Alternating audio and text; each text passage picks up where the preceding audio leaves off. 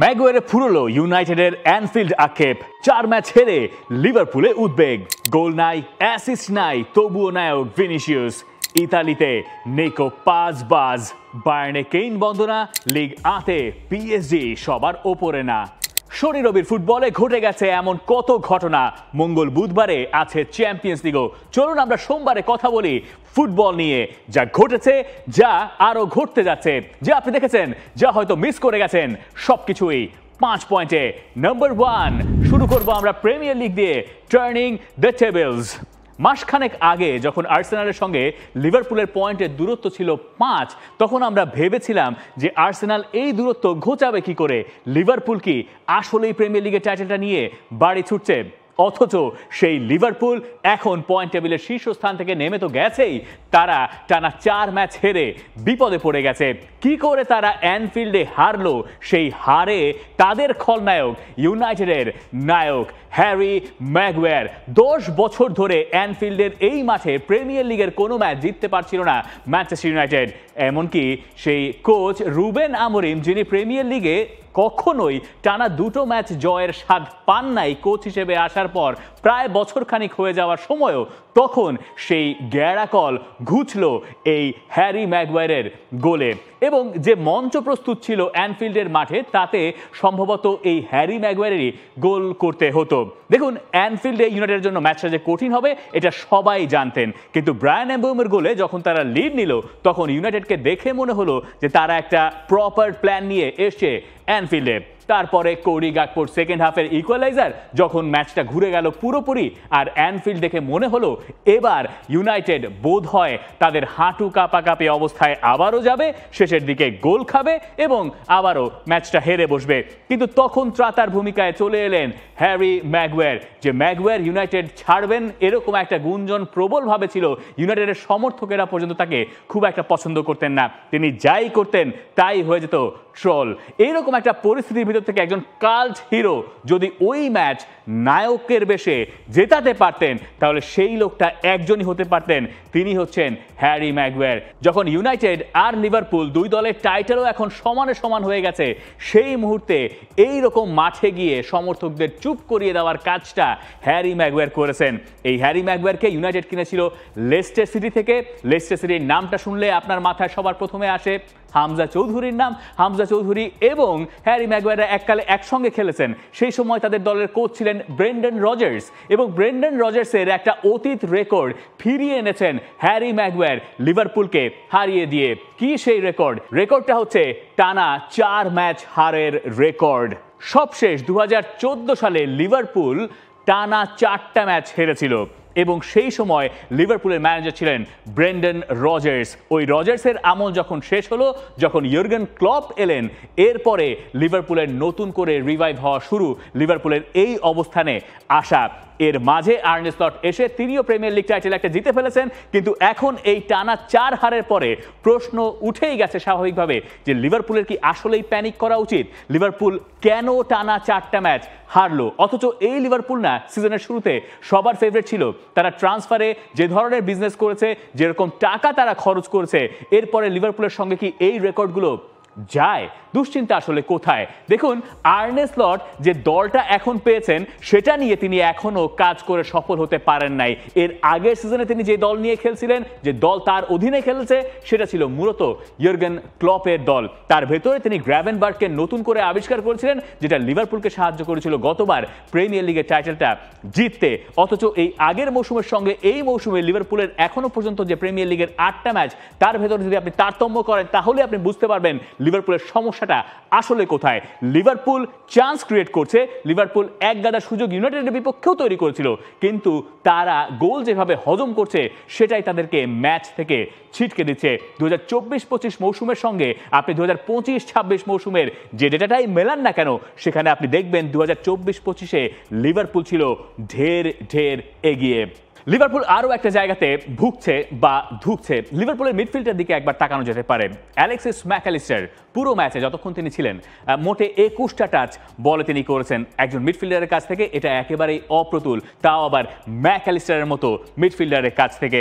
Liverpool coach আর্নে slot এখনও জানেন না ফ্লোরিয়ান ভার্টসকে তিনি কোথায় খেলাবেন। তিনি এখনও শিওর না যে একিতিকে নাকি ইসাক, যাকে এত দাম দিয়ে কেনা হয়েছে, তাকে আসলে তিনি স্টার্ট করাবেন। মোহামেদ সালাহরও অফ ফর্ম যাচ্ছে, ডিফেন্সেও ঝামেলা একটার পর একটা বাড়ছে। এই সব কিছু লিভারপুলের দুশ্চিন্তার কারণ হয়ে এখন দাঁড়িয়েছে। আমরা বলছিলাম যে খুব দ্রুতই একটা সমাধান খুঁজে বের করতে হবে দলটাকে, কিন্তু দলটা এই মুহূর্তে সেই সমাধান খুঁজেও পাচ্ছে না। আর তাদের লড়াইটা এখন নিশ্চয়ই আর্সেনালের সঙ্গে, যে আর্সেনালের সঙ্গে লিভারপুলের একটা বিস্তর ফারাক। ডিফেন্স যদি আপনাকে প্রিমিয়ার লিগ টাইটেল জিতিয়ে থাকে, এই প্রবাদ বাক্যে যদি আপনি বিশ্বাস করেন, তাহলে আর্সেনালের উপর আপনি ভরসা রাখতে পারেন। কারণ আর্সেনালের যে ডিফেন্সিভ ডেটা, সেগুলো সবগুলোই র্যাঙ্ক করলে আপনি পাবেন ফার্স্ট। গোল কনসিডারের দিক থেকে তারা সবচেয়ে কম, ক্লিন শিটের হিসাব করলে সেখানেও তারা ফার্স্ট, বিগ চান্সেস তাদের বিপক্ষে যা হয়েছে সেটাও সবচেয়ে কম, এক্সিটেও তারা এগিয়ে, শটস অন টার্গেট অথবা শট ফেজ সব জায়গাতেই তাদের ডিফেন্সিভলি আধিপত্য। এইটাই আর্সেনালের সবচেয়ে শক্তির জায়গা, যে আর্সেনালের বিপক্ষে গোল করা খুব কঠিন, আর লিভারপুল বারবার গোল হজম করে যাচ্ছে। তবে চ্যাম্পিয়ন্স লিগে যখন লিভারপুল এই সপ্তাহে আইনট্রাক্ট ফ্রাঙ্কফুর্টের সঙ্গে খেলতে নামবে, তখন তারা জানে যে এই ম্যাচে তাদের জেতাটা খুব বেশি গুরুত্বপূর্ণ। কারণ গালাতাসারাইয়ের সঙ্গে তারা শেষ ম্যাচটায় হেরেছিল। মনে করিয়ে দেই যে আতলেতিকো মাদ্রিদের সঙ্গে একেবারে শেষ মুহূর্তের গোলে তারা পার পেয়ে গিয়েছিল। এই ম্যাচটা তাই একিতিকেদের জন্য দারুণ গুরুত্বপূর্ণ, এবং ফ্রাঙ্কফুর্ট এই দলটা যে কোনো বড় দলকে চমকে দিতে পারে। মোনাকোর এগেইনস্টে খেলবে টটনাম হটস্পার, যে টটনাম হটস্পার হেরে গেছে অ্যাস্টন ভিলার কাছে, আর চেলসির প্রতিপক্ষ আয়াক্স। তবে সম্ভবত এই সপ্তাহে প্রিমিয়ার লিগের হিসাব যদি আপনি করেন অথবা চ্যাম্পিয়ন্স লিগের গোড়াটার হিসাব করেন, তাহলে সবচেয়ে বিগ ম্যাচটা Mikel Arteta versus Diego Simeone. যে ম্যাচ দেখে আপনি বলতে পারেন যে এই ম্যাচে গোল করবে কে, কিন্তু এই আতলেতিকো মাদ্রিদ তো সেই আতলেতিকো মাদ্রিদ নয়। যদিও ওসাসুনার বিপক্ষে তারা 1-0 গোলে জিতেছে, আলমাদা গোল করেছে, কিন্তু যে আতলেতিকো মাদ্রিদকে আমরা এই মৌসুমে দেখতে পাচ্ছি তারা গোল করতে জানে। তাদের ভেতরে ঠিক আগের সেই ডিফেন্সিভ ব্যাপারটা নাই, কিন্তু কথা হচ্ছে যখন আপনি আর্সেনালের এগেইনস্টে খেলবেন তখন চান্সেস আপনি কমই পাবেন। সেগুলো যদি কনভার্ট করতে আতলেতিকো মাদ্রিদ না পারে, তাহলে আতলেতিকো মাদ্রিদের জন্য সমস্যার কারণ। কিন্তু আর্সেনাল যারা স্প্যানিশ প্রতিপক্ষের এগেইনস্টে বরাবরই ধারাবাহিক, তারা সবশেষ 6 ম্যাচে স্প্যানিশ প্রতিপক্ষকে হারিয়েছে, যে কারণে আর্সেনাল তাদেরকে খানিকটা এই ম্যাচে আপনার অ্যাডভান্টেজ দিতেই হবে। তার উপরে খেলা আবার এমিরেটস স্টেডিয়ামে। ম্যানচেস্টার সিটি এই সপ্তাহে এভারটনকে হারিয়েছে এবং তারা চ্যাম্পিয়ন্স লিগে খেলবে ভিয়ারিয়ালের এগেইনস্টে, যে ভিয়ারিয়াল 2-2 গোলে ড্র করেছিল চ্যাম্পিয়ন্স লিগের সবশেষ ম্যাচে ইউভেন্টাসের বিপক্ষে। আর নিউক্যাসল খেলবে বেনফিকার সঙ্গে। বেনফিকা মানে জোসে মোরিনিওর বেনফিকা, তিনি যাবেন নিউক্যাসলের মাঠে। ওটাও আরেকটা দেখার মতো বিষয়। এবার চলুন আমরা যাই পয়েন্ট নাম্বার 2-তে, এল ক্লাসিকোর আগে। এল ক্লাসিকো আগামী সপ্তাহে, তার আগে কার কি অবস্থা সেটা একটু বুঝে নেওয়া দরকার। রিয়াল মাদ্রিদ দিয়ে চলুন আমরা শুরু করি। হেতাফের মাঠে রিয়াল মাদ্রিদ খেলছিল। রিয়াল মাদ্রিদ জানে এই ম্যাচটা তাদের জিততে হবে, জিততে তারা লা লিগার সবার উপরে উঠবে এবং তারপর তারা এল ক্লাসিকো খেলতে যেতে পারবে। এই ম্যাচটা তারা শুরু করলো একটু কন্ট্রোভার্সি দিয়ে। আপনি নিশ্চয়ই জানেন যে বার্সেলোনা আর ভিয়ারিয়ালের লা লিগার একটা ম্যাচ হওয়ার কথা রয়েছে ইউএসএতে, তার বিরুদ্ধে প্রতিবাদ চলছে লা লিগাতে। শুধুমাত্র বার্সেলোনা আর ভিয়ারিয়াল বাদে বাকি সব দলগুলোই ম্যাচের আগে মোটামুটি কয়েক সেকেন্ড নীরব থেকে একটা নীরব প্রতিবাদ জানাচ্ছে, যেটা অবশ্য টেলিভিশনে দেখানো হচ্ছে না, আবার সেটাকে ভুলভাবে ব্যাখ্যাও করা হচ্ছে অন্যান্য কারণ দেখিয়ে। তার কারণ লা লিগার ব্রডকাস্টাররা আসলে চায় না এই নিয়ে খুব বেশি আলোচনা হোক। তো ওই রকম একটা ম্যাচে শুরুতেই একটা বিতর্ক, তাই না? রিয়াল মাদ্রিদ প্রতিবাদ করছে বার্সেলোনার সিদ্ধান্তের এগেইনস্টে। পরের সপ্তাহে তারা বার্সেলোনার এগেইনস্টেই খেলবে। তো এই ম্যাচে হেতাফের সঙ্গে রিয়াল মাদ্রিদ খুব একটা সুবিধা করতে পারছিল না। ভিনিসিয়াসও আসলে শুরু করেন নাই। ভিনিসিয়াস নামার পরেও দেখা গেল রিয়াল মাদ্রিদের খেলা আর ঘোরে না। আপনি যদি গেম অফ থ্রোনস দেখে থাকেন তাহলে আপনি জানেন যে ওখানে একটা বিখ্যাত উক্তি আছে যে কেওস ইজ আ ল্যাডার। সাধারণত কি হয় যে ভিনিসিয়াস জুনিয়রকে বাকি না তাঁতিয়ে দেয়, এরপর ভিনিসিয়াস জুনিয়র নিজে মেজাজ হারান। কিন্তু এবার ঘটলো অন্য ঘটনা। ভিনিসিয়াস এবার বাকিদেরকে রাগিয়ে দিলেন। হেতাফের একজন রেড কার্ড দেখে মাঠ ছাড়লেন এবং তার পর মুহূর্তেই 10 জনের দলের এগেইনস্টে ডেডলকটা ভেঙে ফেললেন কিলিয়ান এমবাপে তার গোলে রিয়াল মাদ্রিদ লিড নিল এবং তারপর ভিনিসিয়াস জুনিয়র ওই একই কাজ আবারও করলেন, তাকে ফাউল করে আরও একজন রেড কার্ড দেখে হেতাফে পরিণত হলো 9 জনের দলে, আর রিয়াল মাদ্রিদের জন্য ম্যাচটা ক্রমেই সহজ হয়ে গেল। অথচ হেতাফের মাঠে যে কোনো দলই যখন খেলতে যায় তাদের এগেইনস্টে খেলাটা খুবই কঠিন, কারণ তারা ওই ধরনের ফুটবল খেলে যেটা আপনাকে বারবার হতাশ করবে। শাবি আলোনসো এই কথা বলছেন যে হেতাফের মাঠ থেকে জিতে আসাটাই শেষ কথা, কিন্তু এই শেষ কথা পুরোপুরি শেষ হবে না যদি রিয়াল মাদ্রিদ তাদের ফর্মটা আসলে রিগেইন করতে না পারে। শাবি আলোনসোর 11 দেখে আপনার মনে হতে পারে তিনি এখনো জানেন না তার সেরা একাদশটা আসলে কি, কিন্তু শাবি আলোনসো আপনাকে বলবেন যে তিনি চান প্রতি ম্যাচেই রোটেট করিয়ে খেলাতে, যেটা তার দলকে নাকি সাহায্য করে। কিন্তু এই ন্যারেটিভ হয়তো ধোপে টিকবে না যদি লা লিগার পরের ম্যাচে অর্থাৎ এল ক্লাসিকোতে রিয়াল মাদ্রিদ ধরা খেয়ে যায়। এবং রিয়াল মাদ্রিদের এই সপ্তাহটা খুবই কঠিন, কারণ রিয়াল মাদ্রিদকে প্রথমে খেলতে হবে ইউভেন্টাসের সঙ্গে চ্যাম্পিয়ন্স লিগে, এরপরে তারা খেলবে বার্সেলোনার এগেইনস্টে, অর্থাৎ পরপর দুটো বিগ ম্যাচ। চ্যাম্পিয়ন্স লিগে রিয়াল মাদ্রিদের আমলনামাটা যদি একবার রিওয়াইন্ড করে নেন আপনি, ফার্স্ট ম্যাচে তারা অলিম্পিক মার্সের সঙ্গে খুব টাইট ম্যাচে শেষ পর্যন্ত জিতেছিল। তারা যখন কাইরাত আলমাতির সঙ্গে খেলতে গেল সেই ম্যাচটাও তাদের জন্য খুব একটা সহজভাবে শুরু হয় না শুরুর দিকে, যদিও পরে গিয়ে তারা বড় ব্যবধানেই জিতে নিয়েছিল। তার মানে এই ম্যাচটাতে আসলে রিয়াল নিজেদের সেরাটা বের করে এনে জিততে পারা দরকার, অন্তত পক্ষে বার্সেলোনা ম্যাচের আগে অনুপ্রেরণা হিসেবে হলেও।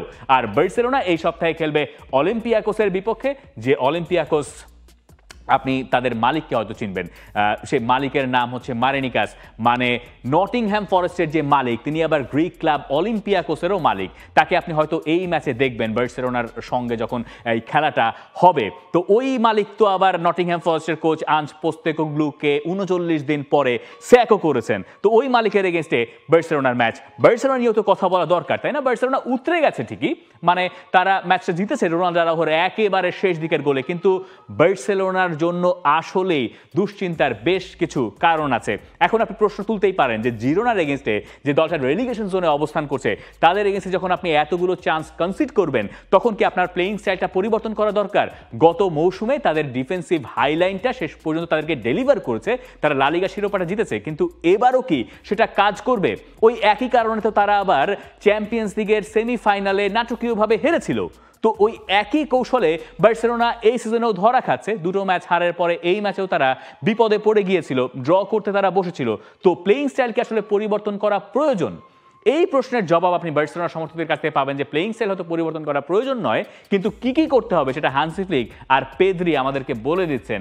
হান্সি ফ্লিক বলছেন we have to improve many things, we don't press as well as last year, we need to press the ball. এখন কোথায় প্রেস করবেন? প্রেস তো বার্সেলোনা করছে, তাদের ফ্রন্ট লাইন হয়তো প্রেস করছে, কিন্তু প্রেসটা দরকার আসলে মিডফিল্ডে, যেটা আমাদেরকে মনে করিয়ে দিচ্ছেন পেদ্রি। তিনি বলছেন we have to improve many things, specially our pressing. We have already had 2 games in which I don't think we have been good enough.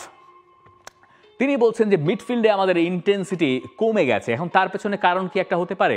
Hansi Flick যেমনটা বলছেন এই অলিম্পিয়াকোসের ম্যাচের আগে প্রেস কনফারেন্সে যে তিনি রাফিনিয়াকে মিস করছেন, সেটা কি একটা কারণ যে সিস্টেমটা আসলে কাজ করে না একটা পিস সরে গেলেই? আবার এটাও একটা কারণ হতে পারে এই দলটার আসলে স্ট্রাইকার আপাতত নাই। আগের ম্যাচে আপনি দেখেছেন নিশ্চয়ই যে টোনি স্টার্ট করেছিলেন, কিন্তু এই ম্যাচে নাম্বার 9 এর ভূমিকায় আমরা কি মার্কাস রাশফোর্ডকে দেখবো? মানে অলিম্পিয়াকোসের কথা বলছি। ধারণা করা হচ্ছে রাফিনিয়া এবং ফেরান তোরেস দুজনই ফিট হয়ে যাবেন এল ক্লাসিকোর ম্যাচের আগে, কিন্তু অলিম্পিয়াকোস নিয়ে তারা কোনো রকম কোনো ঝুঁকি নিতে চায় না এই দুইজনকে খেলিয়ে।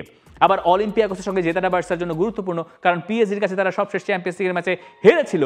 তো হান্সি ফ্লিকের জন্য আসলে মেলা কাজ বাকি আছে। তারা খেলছে ভালো, গোল করছে, কিন্তু এই খেলার ভেতরে আগের মতো সেই ব্যাপারটা আসলে মিসিং। পেদ্রি যতই ভালো করুন না কেন ওই ম্যাচে বেশ কিছু জায়গায় বল লুজ করলেন এবং ট্রানজিশনে দেখা গেল বার্সেলোনা বারবার বিপদে পড়ছে। এই রকম বিপদ নিয়ে আপনি ভাই চ্যাম্পিয়ন্স লিগে খুব বেশি ভালো বোধহয় করতে পারবেন না। আর লা লিগায় তখন আপনার হিসাবটা নির্ভর করবে যে রিয়াল মাদ্রিদ কত খারাপ করে তার উপরে, কিন্তু বার্সেলোনা নিশ্চয়ই সেটা চাইবে না, সেটা চাওয়ার কোনো কারণও আসলে তাদের নাই। তো বার্সেলোনা এবং রিয়াল মাদ্রিদের এল ক্লাসিকোর আগে এই হচ্ছে তাদের হিসাব নিকাশ আর মার প্যাচের বার্তা। আমরা পয়েন্ট নাম্বার 3 তে যাই। পয়েন্ট নাম্বার 3 হচ্ছে পাজ খোলো, আনন্দ দেখাও। নিকো পাজ আমাদেরকে বারবার আনন্দ দেখিয়ে যাচ্ছেন এবং সেরিয়ার এই সপ্তাহের সেরা ঘটনা সম্ভবত নিকো পাজই। দেখুন, ইউভেন্টাসের সঙ্গে কোমোর এই ম্যাচটার আগে কথা হচ্ছিল যে কে আসলে সেরিয়ার সেরা নাম্বার 10, সেটা কি নিকো পাজ নাকি কেনান ইয়েলদিজ। দুজনই নাম্বার 10 রোলে অনেকটা অপারেট করেন, যদিও জার্সি নাম্বার 10 নিকো পাজের নয়। সেই ম্যাচে শেষ পর্যন্ত ইলদিজকে একরকম ছায়ায় ঢেকে দিয়ে নিকো পাজ সব আলো কেড়ে নিয়েছেন। গোল তো একটা করেছেনই, তার আগে তিনি অ্যাসিস্টও করেছেন এবং তার নাম্বারসগুলো ভয়ঙ্কর, ভয়াবহ। অথচ তিনি কিন্তু স্ট্রাইকার নন, তিনি মূলত সেস্ক ফ্যাব্রিগাসের 4-2-3-1 এর অর্থাৎ ওই স্ট্রাইকারের ঠিক পেছনে বসেন এবং ওখান থেকে তিনি একটু রাইট সাইডে কাট করেন, আবার ভেতরে ঢোকার চেষ্টা তার ভেতরে থাকে। ট্রেকার কিস্তা তিনি কিনা সেটা এখনো পরিষ্কার নয়, কিন্তু কাছাকাছি মানের ফুটবলটা তিনি খেলেন, অর্থাৎ ইতালিয়ান স্টাইলে নাম্বার 10 এর রোলটা যেরকম হয় সেই স্টাইলে তিনি আসলে অপারেট করছেন এই কোমোতে। এবং তার এইসব ডেটা আমাদেরকে বলছে যে তিনি যদি এই ধারাবাহিকতা ধরে রাখেন তাহলে এই 21 বছর বয়সে মিডফিল্ডার সম্ভবত বেশি দিন কোমোতে থাকবেন না। তার আগেই তাকে তার পেরেন্ট ক্লাব মানে রিয়াল মাদ্রিদ ছিনিয়ে নিয়ে গেলেও যেতে পারে, কিন্তু তার এই পারফরমেন্স এই সপ্তাহে সেরিয়ার ওয়ান অফ দ্য হাইলাইটস। সেরিয়ার এই ম্যাচে যেহেতু ইউভেন্টাস হেরে গেছে 2-0 গোলে, এরপরে একটা গুঞ্জন উঠে গেছে যে তাদের কোচ ইগোর তুদোর তিনি আসলে চাপে পড়ে গেছেন। এটা গুঞ্জন না, এটা আসলে সত্যি। যেমন তুত্তো স্পোর্ট যারা ইউভেন্টাসের খবরগুলো খুব ভালো করে তারা বলছে ইউভে তুদোর বেনে, মানে ইগোর তুদোর কি থাকবেন, মানে তার কি আসলে থাকার অবস্থা আছে। এর কারণ হচ্ছে টানা 6 ম্যাচে জয়হীন ইউভেন্টাস, তার ভেতরে 5টা ড্র, আর কোমোর সঙ্গে তারা তো হেরেই গেল। এর সাথে যোগ হয়েছে কোচের সঙ্গে টেকনিক্যাল টিমের একটা দূরত্ব। তাদের ডিরেক্টর কোমোদিলি, তার সঙ্গে এই কোচের একটা দূরত্ব তৈরি হয়েছে, অর্থাৎ ইগোর তুদোরের দূরত্বটা কোন জায়গায় তৈরি হয়েছে। ওই ডিরেক্টর তাকে বলেছিলেন যে 4-ম্যান ব্যাকলাইনে শিফট করতে, কারণ রেজাল্ট যেহেতু আসছে না, একটু চেঞ্জ করে কৌশলে যদি কিছু একটা করা যায়। পরে দেখা গেল যে না, তিনি গোয়ার তুমি করে তার সিস্টেমে কোনো চেঞ্জ করেন নাই এবং ম্যাচ যখন হারলেন তখন ইতালিয়ান মিডিয়াতে এই গুঞ্জন প্রবল যে এই ইগোর তুদোর সম্ভবত ইউভেন্টাসে টিকতে পারবেন না। এখন এর পেছনে কারণ হিসেবে আপনি দেখাতে পারেন যে ইউভেন্টাস তো একটা সময় ধরা হচ্ছিল যে ওয়ান অফ দ্য ফেভারিটস, হয়তো স্কুলে তো রেসে থাকবে, কিন্তু আপনি টপ 5-এ এখন ইউভেন্টাসকে খুঁজে পাবেন না। সবার উপরে এসি মিলান, রাফায়েল লেয়াও জোড়া গোল করেছেন, যেখানে একটা পেনাল্টি নিয়ে অবশ্য বিতর্কও আছে। ইন্টার মিলান তারা জিতেছে 1-0 গোলে। 2 নম্বরে নাপোলি হেরে গেছে এবং যেখানে সিমিওনে গোল করছেন, সিমিওনের আরেক ছেলে জিওভানি সিমিওনে, যার গোলে শেষ পর্যন্ত তোরিনো জিতেছে নাপোলির বিপক্ষে। রোমা আছে 4-এ, 5-এ আছে বোলোনিয়া। আপনি ইউভেন্টাসকে খুঁজে পাচ্ছেন না। আর ইউভেন্টাসের এই সপ্তাহের ম্যাচ চ্যাম্পিয়ন্স লিগে রিয়াল মাদ্রিদের সঙ্গে, আরও বেশি চাপে পড়ার সুযোগ তাদের সামনে। সেই যে 4-3 গোলে তারা ইন্টার মিলানকে হারালো দার্বি দেল্লা ইতালিয়ায়, এরপর থেকে ইউভেন্টাস আর ম্যাচে জয়ের দেখা পায় নাই। আর এই যে নাপোলি, তারা খেলবে চ্যাম্পিয়ন্স লিগে পিএসভির সঙ্গে, যে পিএসভি থেকে তারা নোয়া লেংকে এনেছে, যেই লেং পরে আবার এই সপ্তাহে গোল একটা করে রেড কার্ড দেখে পরে ভিএআর চেকে দেখা গেছে গোল বাতিল, কিন্তু তার রেড কার্ডটা থেকে গেছে, এই কারণে তাদের ড্র করা হয় নাই। আর ইন্টার মিলানের ম্যাচ ইউনিয়ন সা জেলুয়ারে গেছে, রিয়াল মাদ্রিদ ইউভেন্টাস তো বললামই, আতালান্তা আর স্লাভিয়া প্রাহা। সেরিয়ার এই অংশ থেকে চলুন আমরা যাই জার্মানিতে, আর ডিফারেন্ট লিগ। মানে তাই তো, বায়ার্ন মিউনিখ এখন 7 পয়েন্টের লিডে শীর্ষস্থানে। এটা কমানোর একটা সুযোগ ছিল ডের ক্লাসিকারে বরুসিয়া ডর্টমুন্ডের সামনে, কিন্তু তারা কমাবে আসলে কি করে। আপনি ফার্স্ট হাফের এই যেটা দেখেন, বায়ার্ন মিউনিখ 1-0 গোলে লিড করছিল, আর সেকেন্ড হাফে গিয়ে ম্যাচটা শেষ হয়েছে 2-1। আপনার স্কোর লাইন দেখে খুব টাইট মনে হতে পারে। সেকেন্ড হাফে যদিও বরুসিয়া ডর্টমুন্ড বেটার ফুটবলটা খেলেছিল, কিন্তু ফার্স্ট হাফের এই জায়গায় এই গোটা শূন্য দেখুন, 25% বল পজিশন দেখুন, আর ওপাশে বায়ার্ন মিউনিখের এক্সপেক্টেড গোল থেকে শুরু করে shots on target, off target, ball possession, domination আসলে কাকে বলে, কত প্রকার, ও কি বায়ার্ন মিউনিখ সেটা নিকো কোভাচের দলকে বুঝিয়েছে ফার্স্ট হাফে। আর এই জয়ের অন্যতম নায়ক অবশ্যই মাইকেল অলিসে, লুইস দিয়াজও ভালো করছেন, কিন্তু আমাদের কথা বলা প্রয়োজন হ্যারি কেইনকে নিয়ে, যার গোলে ফার্স্ট হাফে লিড করছিল বায়ার্ন মিউনিখ। তিনি 400 গোলের মাইল ফলক ছুঁয়েছেন। বায়ার্ন মিউনিখে তার 104, টটেনহ্যামে 280, লেস্টার সিটিতে ছিল 2টো, মিলওয়ালে 9টা, লেইটন ওরিয়েন্টে ছিল তার 5 গোল। কিন্তু শুধুমাত্র গোল দিয়ে আপনি হ্যারি কেইনকে ব্যাখ্যা করতে পারবেন না, এই ম্যাচেও না। এই ম্যাচের মাহাত্ম্যতাই অন্য জায়গায়, মানে ডের ক্লাসিকারে। এই ম্যাচে হ্যারি কেইনের এই হচ্ছে গোলের বাইরের ডেটা। তিনি 11টা লং পাস কমপ্লিট করেছেন। কোন স্ট্রাইকার লং বল দেয়? মানে আপনি চিন্তা করুন, তিনি তার ভেতরে 11টা লং পাস কমপ্লিট করেছেন। তিনি 47 বার বল ডিস্ট্রিবিউট করেছেন। তিনি 79% সাকসেসফুল পাস দিয়েছেন, যে সংখ্যাটা অনেকের কাছে কম মনে হতে পারে, কিন্তু তার যেহেতু পাসের ভ্যারিয়েশন ছিল এই কারণে 79% আসলে যথেষ্ট ভালো নাম্বার। 11.6 কিলোমিটার তিনি কভার করেছেন, ডিস্টেন্স কভার করেছেন একটা মাঠে। স্ট্রাইকাররা ইউজুয়ালি এত বেশি ডিস্টেন্স কভার করেন না। তিনি 13টার ভেতরে 10টা ট্যাকেল আবার জিতেছেন। মানে খালি নাম্বার 9, শুধু কি নাম্বার 9? তিনি এই ম্যাচে আসলে নাম্বার 9-এ স্টার্টই করার নাই। নিকোলাস জ্যাকসন স্টার্ট করেছেন, আর হ্যারি কেইন ম্যাচটা খেলেছেন মূলত তার ভাষ্য মতে নাম্বার 6 অথবা নাম্বার 8 রোলে, যেটা আবার হাইব্রিড হয়ে তিনি বলছেন নাম্বার 10 রোলে। তার যে বয়স হয়েছে সেই বয়সের সাথে পাল্লা দিয়ে হ্যারি কেইন আস্তে আস্তে আরেকটু পেছনে চলে যাবেন কিনা, সেকেন্ড স্ট্রাইকারে খেলবেন কিনা, ভিনসেন্ট কোম্পানিকে সেটা চ্যাম্পিয়ন্স লিগের মতো টুর্নামেন্টে হেল্প করবে কিনা, এইসব আলোচনা এখন করা যেতেই পারে। যেভাবে বরুসিয়া ডর্টমুন্ডের সঙ্গে বায়ার্ন মিউনিখ তাদের কৌশল দেখেছে, সেই আলোচনার পরে বা সেই প্রমাণের পরে, কারণ আমরা তো প্রমাণই পেয়েছি যে হ্যারি কেইন শুধুমাত্র বক্সের স্ট্রাইকার না, বক্সের বাইরে তিনি ম্যাসিভলি একটা ম্যাচে ইম্প্যাক্ট রেখে যেতে পারেন, এবং এই ইম্প্যাক্ট দুনিয়ার সবাই আসলে রাখতে পারে না। এই কারণেই নিকো স্লটারব্যাক, যিনি জার্মানির সম্ভবত one of the best centre backs এবং তিনি বরুসিয়া ডর্টমুন্ডের ডিফেন্ডার, তিনি ম্যাচ শেষে বলছেন he is probably the most complete striker in Europe right now. স্লটারব্যাকের এই কথা শুনলে এর্লিং হল্যান্ড একটু মন খারাপ করতে পারেন, কিন্তু হল্যান্ড আসলে যা করেন বক্সের ভেতরে সেটা তো হ্যারি কেইনের চেয়ে হয়তো কিছুটা এগিয়ে থাকতে পারে, কিন্তু হ্যারি কেইন তো পুরো মাঠ জুড়েই আছেন। সেখানে কি হ্যারি কেইন একটু অ্যাডভান্টেজ পাবেন না? এই সিজনে এই হচ্ছে দুজনের ডেটা, মানে ইন্টারন্যাশনাল ম্যাচ এবং ক্লাব ম্যাচ মিলিয়ে 2025-26 মৌসুমে সেখানে এর্লিং হল্যান্ড হয়তো একটু এগিয়ে আছেন, কিন্তু হ্যারি কেইন কি পিছিয়ে থাকলেন? তার মানে নিকো স্লটারব্যাক তো আমাদেরকে খুব ভুল কিছু বলেন নাই। তিনি তো হল্যান্ডের এগেনস্টেও খেলেছেন, তিনি হ্যারি কেইনের এগেনস্টেও খেলেছেন। তো বুন্দেসলিগায় সপ্তাহান্তে আলোচনা আসলে একটা টিমকে নিয়েই, বায়ার্ন মিউনিখ, আর সেই আলোচনার কেন্দ্রবিন্দুতে থাকেন একজনই, হ্যারি কেইন। জার্মান টিমগুলো এই সপ্তাহে খেলবে যেমন লেভারকুজেনের ম্যাচ পিএসজির সঙ্গে, কোপেনহেগেন খেলবে বরুসিয়া ডর্টমুন্ডের এগেনস্টে, লিভারপুলের প্রতিপক্ষ তো আইনট্রাক্ট ফ্রাঙ্কফুর্ট, সেটা আমরা বললামই, আর বায়ার্ন মিউনিখের ম্যাচ ক্লাব ব্রুজের সঙ্গে। গেল বুন্দেসলিগা আমরা শেষ করলাম। এবার যাই আমরা 5 নম্বরে, পিএসজি নট অন টপ। একটু অবাকই হচ্ছেন তাই না 5 নম্বর পয়েন্টে? পিএসজি এখন এই মুহূর্তে লিগ আর সবার উপরে নাই, কারণ তারা স্ট্রাসবুর্গের সঙ্গে 3-3 গোলে ড্র করেছে, আর ওই ড্রয়ের নায়ক এই দুজনই আসলে লিগ আর নায়ক, একজন মেইসন গ্রিনউড এবং আর একজন পেনাচেলি। এই দুজনের একটা ব্যাপার আছে। পেনাচেলি এই মুহূর্তে লিগ আর টপ স্কোরার, জোড়া গোল করেছেন তিনি স্ট্রাসবুর্গের হয়ে পিএসজির এগেইনস্টে, আর ওইদিকে মেইসন গ্রিনউড তিনি 4 গোল করেছেন। তাদেরকে নিয়ে কথা বলছি আমরা। সবার উপরে অলিম্পিক মার্সেই, যারা এই মুহূর্তে 18 পয়েন্ট নিয়ে লিড করছে, 1 পয়েন্ট কম আছে পিএসজির, আর তাদেরকে নিয়ে কথা, মানে গ্রিনউডকে নিয়ে কথা। গ্রিনউড 4 গোল করে একটা অদ্ভুত রেকর্ডের ভাগিদার হয়েছেন। 1991 সালের পর এই প্রথম অলিম্পিক মার্সের কোনো একজন ফুটবলার এক ম্যাচে 4 গোল করেছেন। ওই প্লেয়ারের নাম ছিল জাঁ-পিয়েরো পাপা। আপনি সম্ভবত তাকে চিনবেন। তো এই হচ্ছে পুরো সপ্তাহের ফিরিস্তি। আমি জানি অনেক কিছু মিস হয়ে গেছে, সব কিছু নিয়ে কথা বলার সুযোগ থাকে না, কিন্তু আপনি নিশ্চয়ই আমাকে জানিয়ে দেবেন কোন কোন পয়েন্ট আমরা মিস করলাম আর কি নিয়ে কথা বললে আরও ভালো হতো। For more updates, subscribe to our YouTube channel and click on the bell icon. Follow us on Facebook and Instagram. Download T-Sports app to enjoy exciting games and highlights. Visit tsports.com.